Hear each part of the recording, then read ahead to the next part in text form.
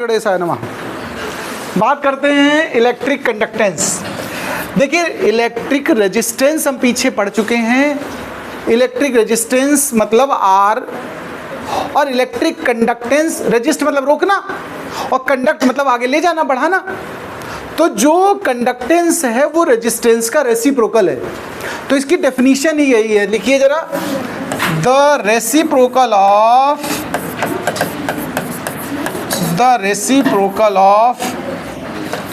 Electric resistance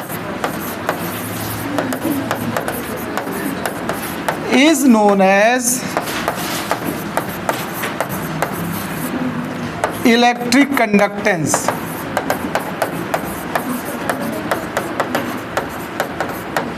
It is denoted by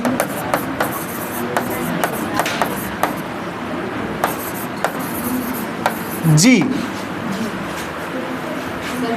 इसको G से denote करते हैं। हाँ, हमने कहा एक अपने नाम का भी तो डालें यार। ये देखो जो कंडक्टेंस है वो रेजिस्टेंस का रेसिप्रोकल है। G is equal to 1/R। कुल्लो को अपना नाम डाले दे रहे हूँ, हैं? अरे यही G डालो, ज़्यादातर राइटर G लिख रहे हैं। बात ये है, मेरा सम्मान कर रहे हैं वो लोग, ठीक है। तो सुनिए, ये तो फॉर्मूला हो गया। अगर हम यूनिट बनाएं यहीं से देखो जरा, तो 1/R है ना, यानी इसकी यूनिट क्या होनी चाहिए? Ohm inverse. क्या होनी चाहिए बताओ भाई? रेजिस्टेंस की क्या होती है? ओम मतलब, तो कंडक्टेंस की क्या हो गई? ओम इनवर्स को अगर इनवर्स करा जाए तो इसको मो भी तो लिख सकते हो। देखो MHO, ये भी इसकी यूनिट है, ध्यान रखना। तुम लोग ये ना सोचो सर ने कहा इधर से लिख दो बस हो गया, ये यही इसकी यूनिट है। ओम इनवर्स या फिर और करके क्या लिखोगे? मो, MHO, या फिर इसकी एक और यूनिट लिख दो, साइमन। ये CGS यूनिट है। देखो ओम के दो नाम थे, मतलब पूरा उसमें दो वर्ड आए थे, जॉर्ज, साइमन, ओम। ओम रेजिस्टेंस की यूनिट है तो साइमन कंडक्टेंस की यूनिट है, ठीक है। तो ये तीनों यूनिट इसकी याद करो। इसके बाद डायमेंशनल फॉर्मूले की बात करते हैं। किसकी बात करते हैं? Dimensional formula. जो रेजिस्टेंस का निकाला था उसका इन्वर्स कर दो, कंडक्टेंस का नहीं हो जाएगा क्या बताओ? अब कुछ लोग सोच रहे ले सर हमको डायमेंशन रेजिस्टेंस की याद ही नहीं रही। तो याद करने कोई टेंशन नहीं, आप सीधा V/I उठाइए। और V क्या होता बताओ? अच्छा, W/Q होता कि नहीं बताओ? हमें R की याद हो ना याद हो, V की याद हो ना याद हो हमें, लेकिन इसके फॉर्मूले पता होने चाहिए। तो R होता V/I और V होता W/Q। तो देखो W की क्या होती है, देखो जरा, ml2T-2। वर्क की तो याद कर लो भाई, जूल है ना एनर्जी की, ml2T-2। और चार्ज की देखो AT, और I की खुद ए हो गई, तो मिला दो इसको, ml2T-3 A-2। देखो ये दोनों मिल गए ना। तो ओम की क्या आ गई, R की क्या आ गई डायमेंशन? ml2T-3 A-2। लेकिन मुझे किसकी चाहिए?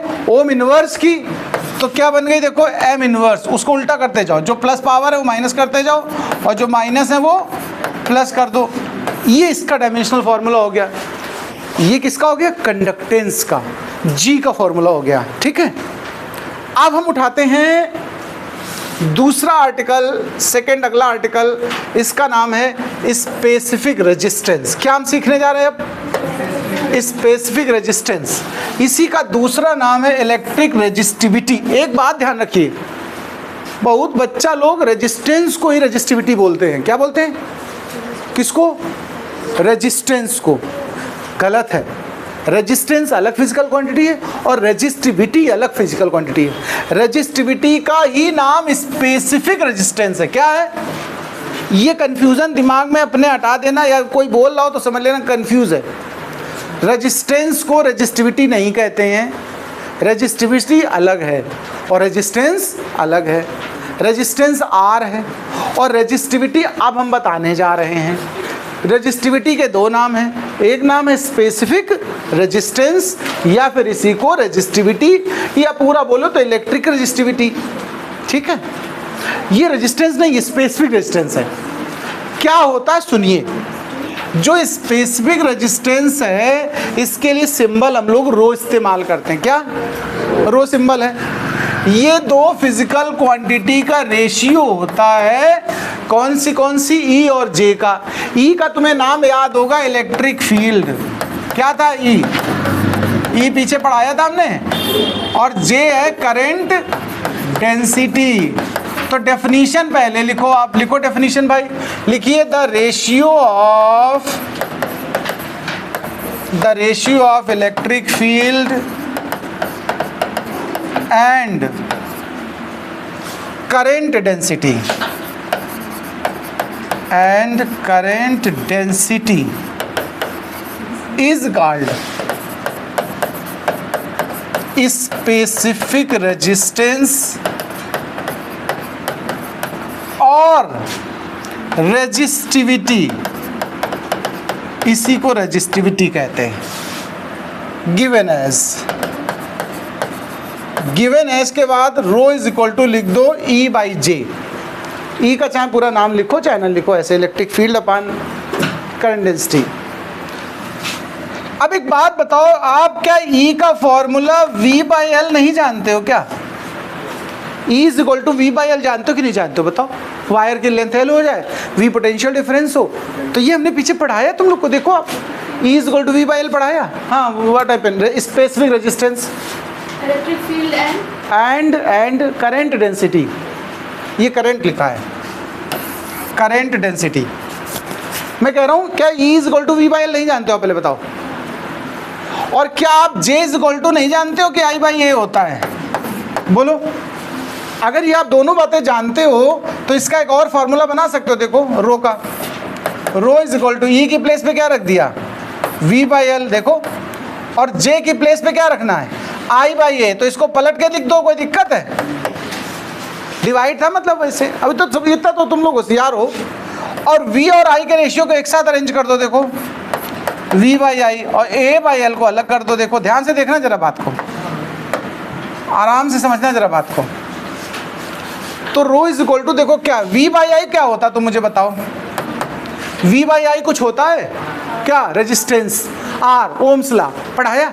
V by I is equal to R या V is equal to I R। तो इस V बाई आई को हमने क्या लिख दिया? R, A अपनी जगह, L अपनी जगह। तो स्पेसिफिक रेजिस्टेंस का फॉर्मूला क्या तैयार हुआ? Rho is equal to R A by L.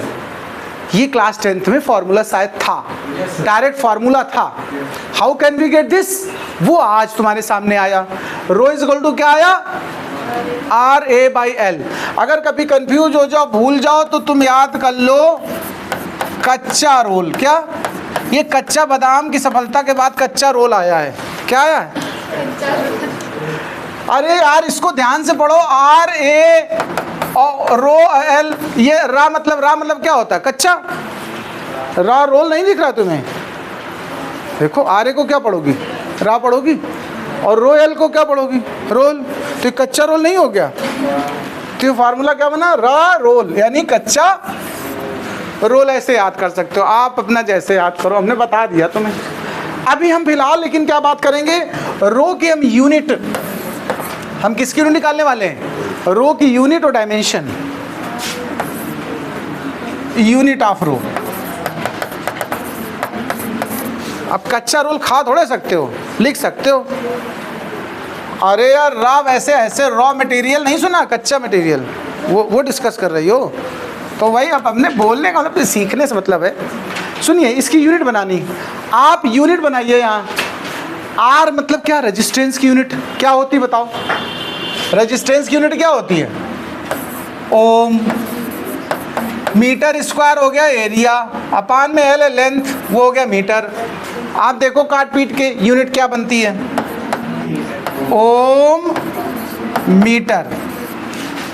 तो अगर कभी आपसे पूछा जाए रेजिस्टिविटी की यूनिट, तो आप क्या बोलोगे? Ohm metre. क्या बोलोगे? Unit of resistivity is ohm into metre. अभी डायमेंशन, अभी हम क्या बात करने वाले हैं? डायमेंशन। ओम मतलब रेजिस्टेंस, रेजिस्टेंस की डायमेंशन हमने कई बार निकाल के आपको दिखाई है। वो क्या दिखाई देखो, ml2t-3a-2। तो बार बार तो नहीं निकालेंगे हम सीधे लिख दिए ml2t-3a-2। और मीटर की क्या होती है L। तो ये क्या तैयार हो, क्या है देखो, ml3 T-3 A-2। बताओ भाई डायमेंशनल फॉर्मूला समझ में आया है? इसको नोट करो फटाफट, फिर आगे बात करते हैं। अब हम बात करेंगे स्पेसिफिक कंडक्टेंस। चलिए नाम डालें स्पेसिफिक कंडक्टेंस। इसी का नाम है कंडक्टिविटी। कंडक्टिविटी इसको समझना, जैसे रेजिस्टेंस का रेसिप्रोकल किस नाम से पहचाना गया? कंडक्टेंस। वैसे स्पेसिफिक रेजिस्टेंस का रेसिप्रोकल स्पेसिफिक कंडक्टेंस। बोलो भाई। तो ये तो डेफिनेशन इसकी लिखो पहले तो, द रेसिप्रोकल ऑफ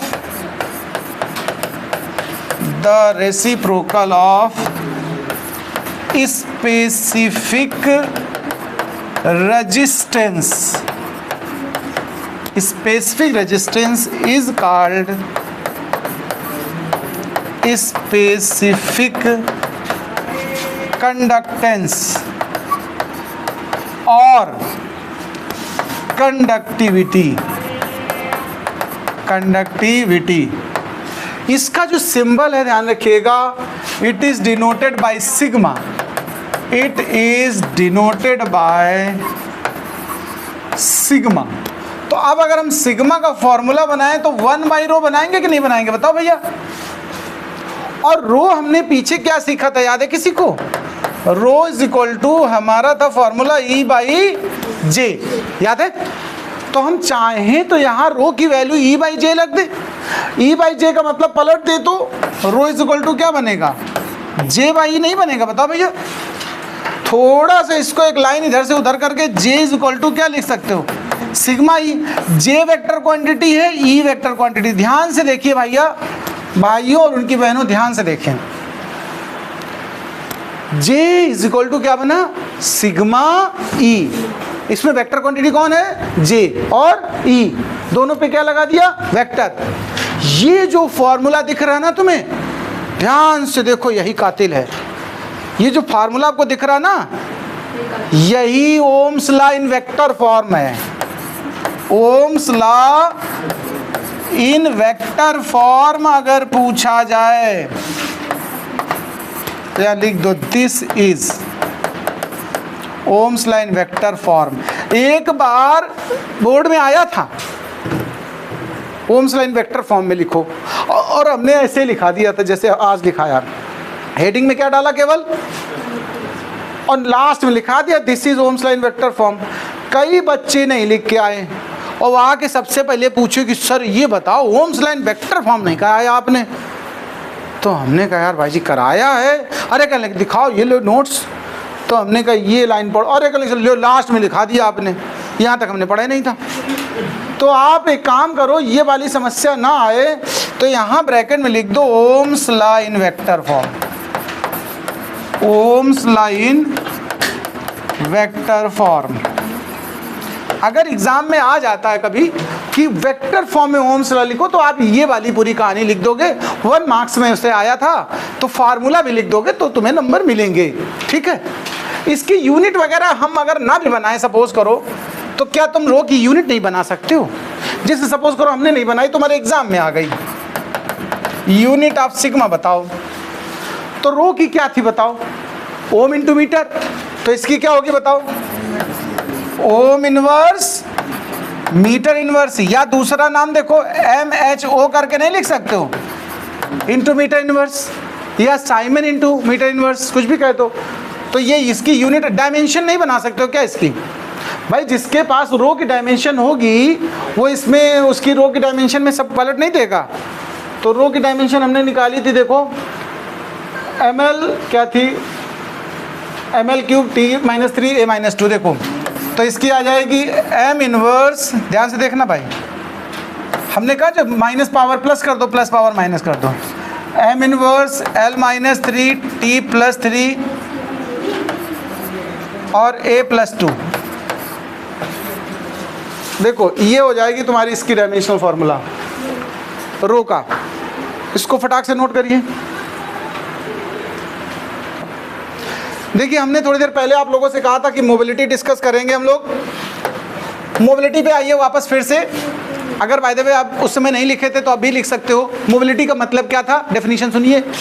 अगर हम ड्रिफ्ट वेलोसिटी को पर यूनिट इलेक्ट्रिक फील्ड कैलकुलेट कर लें तो उसको क्या बोलते हैं, मोबिलिटी। मोबिलिटी मतलब मूवमेंट से है, द रेट ऑफ स्पीड पर यूनिट इलेक्ट्रिक फील्ड, यानी कह सकते हो ड्रिफ्ट वेलोसिटी पर यूनिट फील्ड। मोबिलिटी है, इसका सिंबल होता है म्यू। डेफिनेशन की अगर हम बात करें तो लिखेंगे द ड्रिफ्ट वेलोसिटी पर unit electric field of any charge carrier is known as mobility of that charge carrier. Charge carrier को हम 2 कैटेगरी में क्लासिफाई करते हैं, होल और इलेक्ट्रॉन्स। होल मतलब पॉजिटिव चार्ज कैरियर, इलेक्ट्रॉन मतलब नेगेटिव चार्ज कैरियर।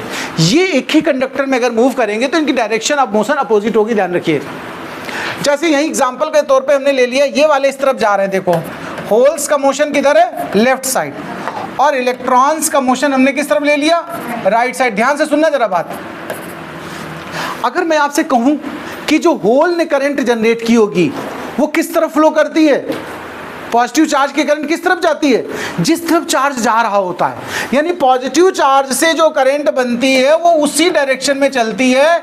ये जो इलेक्ट्रिक करंट होल ने प्रोड्यूस की उसकी डायरेक्शन वही है जो होल का मोशन है, देखो। लेकिन अगर हम यही इलेक्ट्रॉन्स पे बात करें, इलेक्ट्रॉन हमेशा जिस तरफ जा रहे हैं, देखो उससे उल्टी करंट भेजते कि नहीं भेजते, बताओ। तो इसकी जो करंट होगी वो किस तरफ होगी, इस तरफ।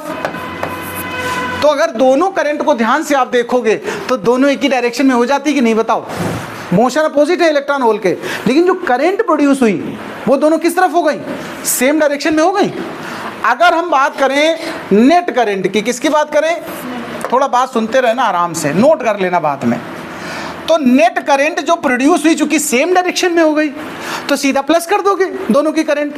किसकी किसकी करंट, इलेक्ट्रॉन की करंट प्लस होल की करंट, ये नेट करंट बनेगी, ये बनेगी नेट करंट। अभी हम इसको थोड़ा और एक्सटेंड करेंगे। अच्छा देखो, आई का एक फॉर्मूला सिखाया था ड्रिफ्ट वेलोसिटी के फॉर्म में, I is equal to NEAVD, याद है क्या बताया था, N नंबर ऑफ, तो चूंकि इलेक्ट्रॉन करंट इसलिए सफिक्स में E डाल दिया, सफिक्स डाल रहे हैं, इलेक्ट्रॉन वालों में E और होल वालों में H। NE चार्ज सेम होता है, चार्ज के सिंबल इस्माइली रहेगा। NEA एरिया, एक ही वायर है, एरिया थोड़ा बदल जाएगा। NEAVD, हाँ ड्रिफ्ट वेलोसिटी दोनों की अलग अलग है। इलेक्ट्रॉन की ड्रिफ्ट वेलोसिटी को मैंने सिंबल दिया VE, ऐसे इसका NHEA और ये क्या हो जाएगी VH। ध्यान से सुनना, बहुत जल्दी में ना रहना, एकदम नोट ना करो, चुप पे सुन लो, बस खाली सुन लो, समझ लो। इस पूरे में से जो कॉमन है उसको कॉमन निकालो और A को इस तरफ ले जाओ। कॉमन A उधर चला गया, डिवाइड में E बाहर कॉमन हो गया, तो अंदर क्या बचेगा, देखो NEVE प्लस NHVH। बोलो भैया जी, सब लोग बताओ इतनी बात।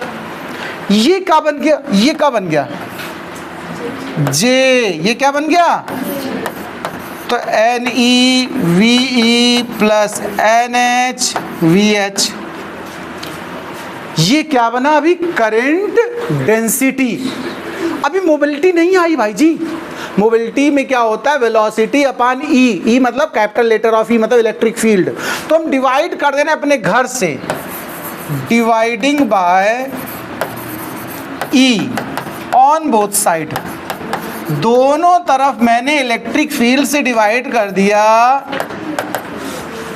बात को समझिएगा।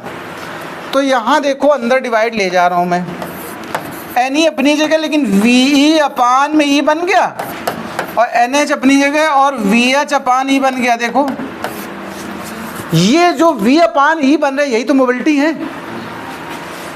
ये क्या है, दोनों मोबिलिटी है, एक इलेक्ट्रॉन की और एक होल की। अब जरा गौर करिएगा, J अपान E क्या होता अगर हम थोड़ी देर से पूछें आपसे, वी हैव, ये भी रिलेशन सिखाया है। E अपान J क्या होता था बताओ, स्पेसिफिक रेजिस्टेंस रो होता है। देखो E अपान J क्या होता है, रो, याद है। तो J अपान E क्या हो गया, सिग्मा, या इसको 1 अपान रो ये भी कह सकते हो। देखो इसको हम 1/रो भी तो कह सकते हैं, एक लाइन जो पहले 1/रो डाल देते हैं। देखो वी हैव जे अपान ई 1/रो, यहाँ 1/रो डालो। देखो इसीलिए उस समय रोका था मैंने कि हम कहीं जे अपान ई और ई अपान जे कुछ बताएंगे तो तुम जान पाओगे, बताओ। अगर वो टॉपिक हम पहले ना पढ़ लेते तो पहले उसको सिखाया इसीलिए। अब आप आराम से जान पा रहे हो कि जे अपान ई को हमने क्या लिख दिया 1/रो, और इस तरफ देखो ई और ब्रैकेट एन ई, ये क्या हो गया म्यू ई, और ये क्या हो गया म्यू एच। बोलो भाई, तो एक फॉर्मूला ध्यान रखिएगा ये हो गया। या इसी 1/रो को हम लोग सिग्मा लिखते हैं कि नहीं लिखते हैं बताओ? तो हम सिग्मा का भी एक फॉर्मूला लिख सकते हैं, N E mu E plus N H mu H. ये मोबिलिटी का पूरा कंप्लीट आर्टिकल हो गया। अब आप नोट कर लीजिए पूरा कंप्लीट आर्टिकल।